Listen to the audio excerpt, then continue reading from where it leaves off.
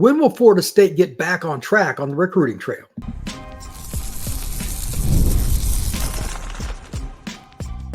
You are Locked On Seminoles, your daily podcast on the Florida State Seminoles. Part of the Locked On Podcast Network, your team every day. Welcome back to Locked On Seminoles. I am your host, Brian Smith. Thank you for making this your first listen each and every day. I truly appreciate you stopping in to talk some Noles football with me. Today's show is brought to you by FanDuel. Place your first $5 bet, and you can get started with $200 in bonus bets guaranteed. Visit FanDuel.com to get started. Recruiting season is mostly the first half of the year. That's the way the calendar is currently set up, with the signing day this year being December 4th. It's kind of unusual how recruiting works, but nonetheless, right now is hit or miss for every school, Florida State or anybody else. Kids are in school. They can't take as many visits. You get them on game day weekends sometimes for a few hours, but there's not a lot you can do with the game going on. There's some basic meet and greets, etc. But Florida State and every other school, they're still scouting. This past weekend, Norvell was up at Gainesville High School in Georgia. He was scouting C.J. Wiley. His team went up there, Milton, and they won the game against Gainesville, by the way. But they have an incredible duty to find a way to get recruits on campus, still visit them in the middle of a season. It's hard. But the coaches that do well, again, any school, are the ones that win on the field in the years to come. You got to finish battles. With that in mind, I want to talk about 3 players that Florida State's recruiting. 2 of which are committed to Florida, and 1 of which is offered by Florida and several other schools. It's blown up. Some different scenarios, because these are players that Florida State has always been able to, throughout my lifetime, to find a way to flip or to get in on the late riser and make it happen. With that, I want to start with the late riser, and that is Christian Ingram. He's a defensive lineman out of Covington, Georgia, not that far away from the city of Atlanta. This is the kind of guy that the South is so famous for. It's not even funny. 6'6", give or take 290. I watched his film a couple of times today. I'm pretty impressed with the guy that is, quote unquote, a late riser, and his first offer was UConn back in the day. How good he is for a kid. He's still developing, but defensive lineman at 6'6", 290, obviously the frame is 100% what you're looking for. Surprised he didn't have more offers, but he's taken a big step forward this season. This is the guy that Florida State and Bowden always found. The 3-star, 4-star kid that was kind of a late riser that redshirted him, play a little as a sophomore, or redshirt freshman. His redshirt sophomore year, he'd be a guy starting, be all ACC, have a chance to eventually go to the NFL. They had great development. Odell was part of that staff then too. He's still at Florida State. But they aren't winning right now. Can you find a way to get that kid? This is an interesting situation because Ingram has offers now. Again, he started out with UConn. This is a great story. Kentucky, Michigan, Georgia, South Carolina, Vandy, Florida, Florida State. He's got a bunch of offers. Just out of nowhere, he is that guy that has really popped up. And D linemen are always coveted. Besides quarterback, it's probably the most important position to recruit. Here are his official visits. This is where it gets interesting. Kentucky's October 26th. Michigan is November 2nd. The Georgia Bulldogs are November 16th. South Carolina, November 23rd. And Vandy, November 30th. Now, you look at those last 2 and you're like, what's going on? South Carolina always recruits Georgia hard. I'm not shocked by that. Vandy is winning. They beat Bama and they beat Kentucky. They're pretty good. They would not be getting that visit, I guarantee you, if they hadn't been playing better. That also shows that he's a pretty good student. Vandy doesn't take any idiots, that's for sure. This kid, if he visits Vandy and these schools, it also brings up the point of, okay, they want to go to schools that are winning. This is something I've talked about, immediate. You have to find a way to win. Well, Florida State's probably not going to win many games the rest of this year, and they still have to find a way to win some of these recruiting battles. How you do it, you're picking your vision, building relationships, I don't know. But Florida State just recently offered Ingram. I'm curious to see if they can get him to drop one of the other visits, whichever one it may be, and get an OV. I don't know how that's going to work out. I would be surprised if Andy's actually one of the ones he dropped, because that's a unique school in that mix. But South Carolina's, they play pretty good defense, but outside of NIL, what do you really have to go on there? That program just doesn't win. That would be the one I would think, trying to get him to get rid of the Michigan visit, possibly. That's something. because he's probably not going to take all 5 as it is. You have unlimited, but taking 5 down the stretch is really hard. Kids get wore out. You're lucky if he takes 4. So Florida State may need him to get rid of a couple of them. That being the case, again, they got to find a way to do it. They're losing some defensive linemen. You need to get these kind of kids. And if Georgia wants the kid, that tells you something. He plays nose guard and defensive tackle. He winds up as a 0 tech sometimes. It's probably one of the reasons Kirby's interested in him, because they still play the 3-4. But I think he can play in either kind of defense. They have to find a way to get these kind of guys. Number 2, this is a player that I found fascinating last year as I was watching sophomore film and then going through junior film this past season. He's a kid that's been a flex tight end. That's Tae'shaun. He's out of the Jacksonville area. Really talented player, but not a burner. He recently had a conversation with Norvell. Even though he's committed to Florida, he's going to look at Florida State. Now they got to get him on campus. Norvell has told him he can play receiver. What do you have to sell if you're Florida State right now in the passing game? Not exactly much, but it is proven from last year that they can use big receivers. It's fact. They've done a really good job with it. Johnny Wilson was not a great player at Arizona State. He was solid, but he got a lot better at Florida State. They can sell that. Keon Coleman was really good at Michigan State, but he took it to another level at Florida State. That's something that you can sell to him. I'm curious to see if they can get him on campus. Obviously, Napier and his staff, we'll see, but I don't like the chances of him being employed, especially. What was it? They scored 3 points out of 4 trips into Tennessee's territory in the first half of last game. That's not going to sell you a lot of offensive recruits. So while Florida State's offense stinks, and I'm not denying that in any way, they stink, Florida's not exactly killing it, and they got better quarterback play.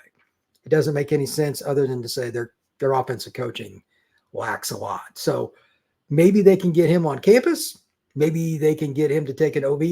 Gelsey would be an interesting fit because he can do different things in the run game too, in the screen game. As a big guy, he's like 220. He could be a player that's a good blocker and be a red zone threat. Those are really hard receivers to find. The big body guys like that. I think it would be really interesting if he ended up in a Florida State uniform. Finally, the kid that is right down the street from Florida State. I don't need any notes. I wrote down his name just to remind myself not to forget him, but this is a player I know. This is the kid that I have said all year that if they don't get this kid, it is a failure, regardless of scenario, and I stand to that point. Jalen Wiggins. He lives in Tallahassee.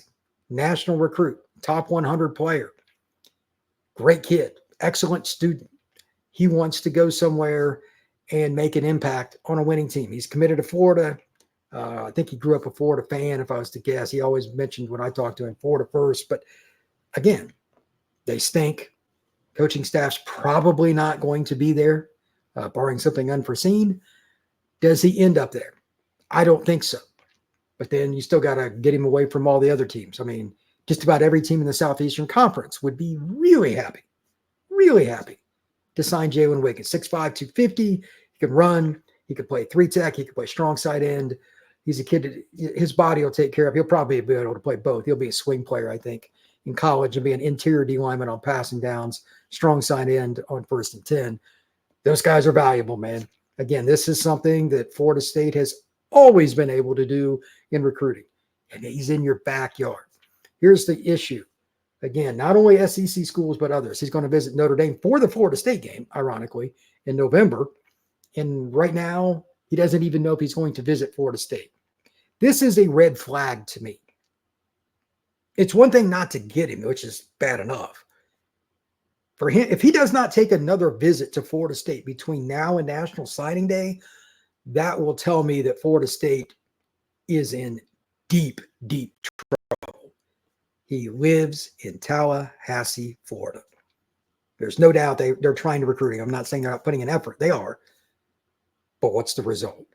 If you can't get a kid that lives less than 15 minutes from your campus to come to your campus, it's probably not going to work out for your staff, just the way it is. So with that, we'll see what visits Jalen takes. If he finishes out with just the Notre Dame visit, does he visit anybody else? Where does Florida State stand? This is really important. And I wanted to use these 3 players as a barometer for Florida State. These are kids that historically they've gotten. They found a way to flip them. To Wade Reiser, they found a way to get in there, even though they weren't the first one to offer out of the major schools. They found a way to get them. Can this staff turn it around and do that? I don't know. But I wanted to bring it to everybody's attention because this is critical for the long-term prosperity of the Florida State football program. They don't get some of these kids, and again, there are others, then they're in deep trouble. That's something we got to look at. Coming up next, we're going to look at some of the issues that Florida State has on the offensive and defensive side of the football and what can be fixed. That's next on Locked On Seminoles. Hey, Locked On Seminoles fans, it's time to recognize the Roy Player of the Week with a caveat. So far this season, we posted over $10,000 to support Roy. Micro deposits lead to massive change. With the Roy app, you can direct your deposit and support the athletes you love at Florida State, ensuring that all the funds go to the specific players that you decide they go to. Unlike collectives, you know exactly where your support is going, and even when they receive the exclusive content like personal videos and updates after the season, you'll get to find out about everything. The best part, it's risk-free. If the athlete transfers or doesn't deliver the content, your money goes back. This week, we're going to look at it a little different because Florida State didn't have a game this past week. We normally do a Player of the Week. I want to just shout out what I'm hoping is going to be the Player of the Week next week. And that's any one of the players up front for the Noles on the offensive line. Is what I'm going to talk about here in just a moment. What can you fix? Well, the offensive line. There are several changes we're going to talk about. Maybe it's a support for any one of you just to give it to the offensive line because they've made improvement. That's something they've got to do. So if you want to support the players, you can use Roy to do it. Don't miss out on Roy's exciting giveaway. Win 2 tickets in a game in November. Just download Roy, create an account, and enter referral code LOCKEDON, and you're entered. Already on Roy, any contribution to an athlete's campaign also gets you entered automatically. No purchase necessary, void where prohibited. Download Roy and join the NIL game with no subscriptions and no fees. And be sure to check us out on Instagram, Facebook, and on X at Roy_return on you for more info. Roy, support the players, change the game.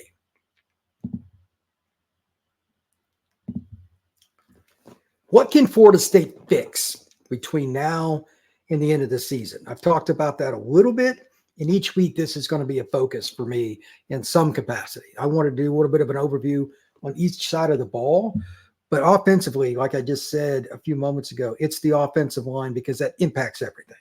If you're not good up front, you're not going to have a good offense. So the run game is first off. They're dead last in college football. But those of you who don't know, Florida State is literally dead last in rushing. There are 134 teams. The Noles are 134. They are behind Kent State, which that is like the worst team in the history of college football, pretty much. They are behind everybody. So 2 things. Number 1, this is just effort in practice to come up with something. I've said this several times in the last few weeks. They got to get a bread and butter play. You need something that's going to get you 3 or 4 yards. That's 1. 2, no more of this junk where somebody just runs scot-free in between the A or B gap and just smokes one of the Florida State players, quarterback, running back, receiver, reverse, whatever it is. There are too many guys that just run free. That's mental. That's throughout the week and not just in practice. That is in the meeting room, probably even more. Why is it happening? What can they do? To that point here in just a second, I want to talk about the depth chart. There are some definite changes, and I'm curious to see how they'll work out. But this also goes to something that's not talked about enough, but I want to bring it up here. The great teams that Bowden had, and any team, the players had meetings, the players had discussions that were productive away from coaches, away from the practice field, away from the meeting room. If you got to go sit down at the other guy's apartment and figure out what's going on, why we aren't getting something done on a double team between a guard and tackle, go take 15 minutes and do it. Whatever it is, it could be a phone conversation. It could be a film session where you guys stop and talk to the coach about. There's something that's a catastrophe with the O-line that's happening over and over. And Norvell mentioned it in his press conference last week. Talked about how embarrassing the offensive run game was. I give him credit for saying it, but I mean, we already knew it, so I really didn't cover it. They were bottom 3 or 4 in the country and run, I think, next to last week, going into the off week. Okay. We know you're terrible, but what are you going to do to fix it? That's what the players got to come up with as much, if not more, than the coaches, because their guys just going scot-free. There is no O-line coach at the college football level, and I've been harsh on Florida State's run game, O-line coach, all that stuff. But Atkins aside, players got to figure this out. Now, this is where I find it interesting. Andre Otto, he didn't have a good game the first time he started. He was a little bit overwhelmed, but he's going to be the starter at left guard, according to the depth chart. Jalen Early is going to be the starter at right guard. He's moved from tackle. Maybe that'll be the new way to get this going. I don't know. I'm not saying that, somebody else isn't going to be able to make a play or somebody's not going to rotate in, but at least you're seeing some younger guys. Otto's a redshirt freshman. Early, I believe, is a redshirt sophomore. So you got them, and you got Darius Washington at left tackle. That's an interesting group right there. Simmons, by the way, is listed behind Darius Washington now. You got Mo at center. Right tackle's just been bad no matter who they put there for the most part, unless it's been Early. I think Early's been the best one. We'll see how that goes. But I like that they're at least trying things. Norvell mentioned that sometimes it's scheme. Sometimes it's the way you block at the second level. Sometimes it's the way you the little things. And he's right. But they've got so many issues. It might be all of them. Hopefully they can gain some chemistry with this group this week and at least show improvement. Duke's run defense is legit. Are you going to be able to just pound them? Probably not.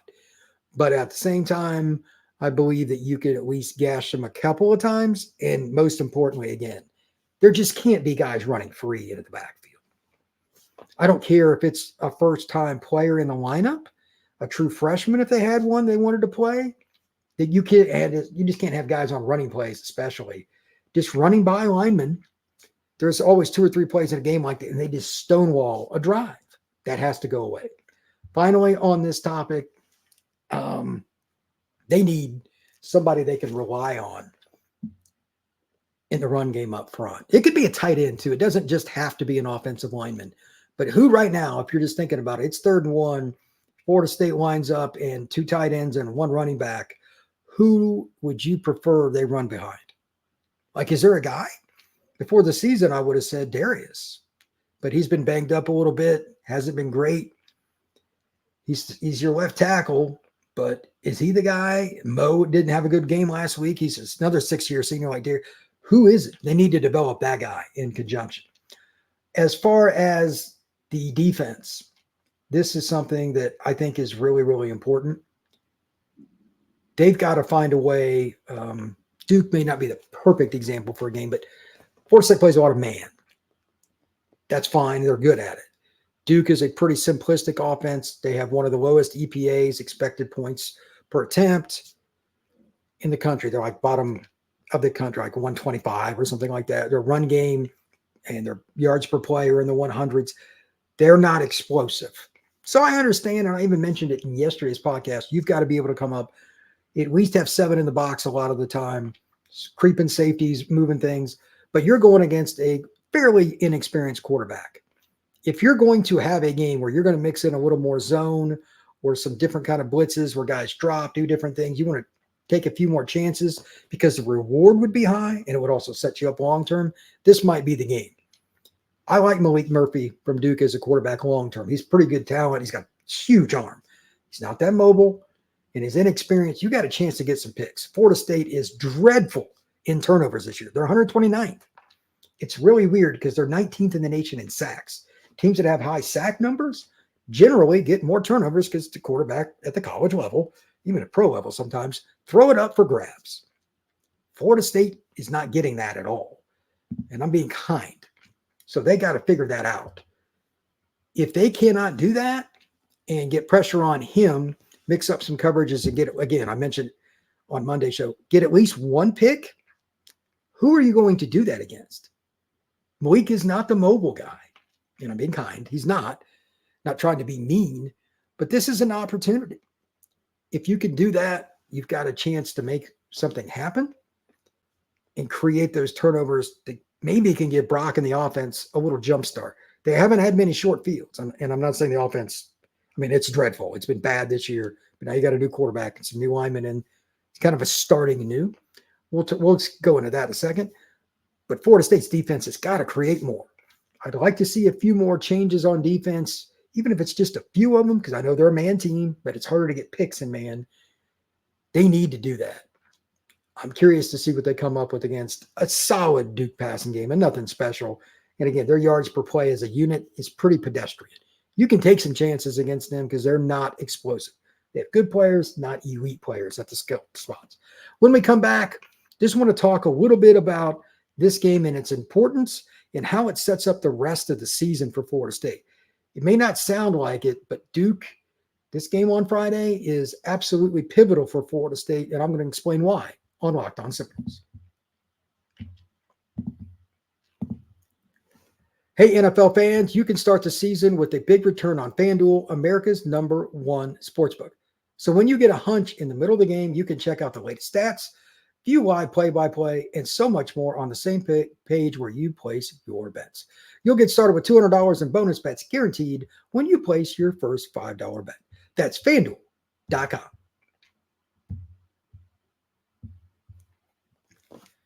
Friday night's ESPN2 7 p.m. broadcast is pivotal for Florida State. They're 1-5. They are starting anew because they got a new quarterback, got a couple of new guys in the lineup, and I think some new defensive players will play too, besides the offensive ones I mentioned. Hakeem's the main guy at one receiver spot. They're trying to get some other young players in. I'm sure they're going to try to get Cam Davis going. I get that. But here's the overall view that I'm concerned about. Florida State is in a bad situation with the following. You can take this any way you want, but it's just a fact. Florida State has to find a way to win this game from a mental standpoint, because if you lose your second game with a new quarterback, kind of puts an onus on like every game, then it just builds. And sometimes pressure is hard for adults, let alone people, a lot of the young guys like Brock's, 19, maybe 20. They need something to go right to give them some positive. Duke right now is like a 3-point favorite, depending on the school or the company you want to look at for betting lines. The game is like 42.5 points, so it's an over-under. I think that's fairly accurate. I think both teams will score somewhere between 17 and 24 points.